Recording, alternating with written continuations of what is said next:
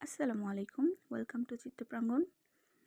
আজকে আবার একটি নতুন ভিডিও নিয়ে হাজির হয়ে গেলাম।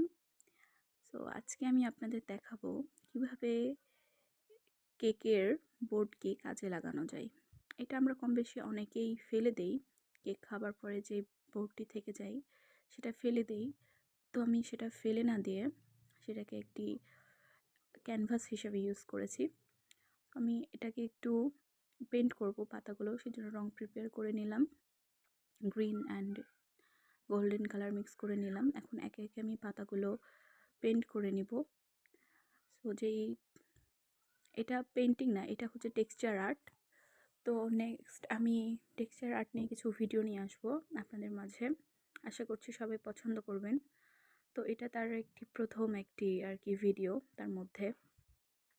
তো এই রোজটি আমি আগেই করে রেখেছি, এখন জাস্ট ফিনিশিং দিচ্ছি। আসলে যে সময় এই কাজটা আমি শিখছিলাম তখন তো ভিডিও করার কথা চিন্তাও করতাম না, সেজন্য আর কি ক্লিপগুলো নাই আমার কাছে।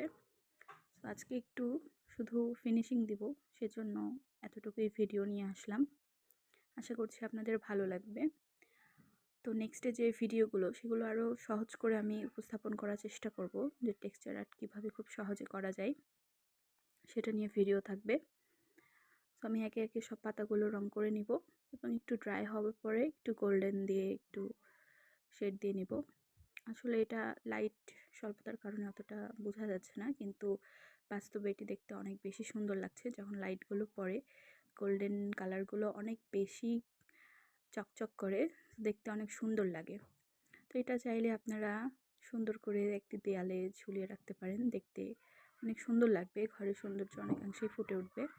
আসলে যত্ন করতে জানলে অমূল্যবান জিনিসগুলো অনেক মূল্যবান হয়ে ওঠে।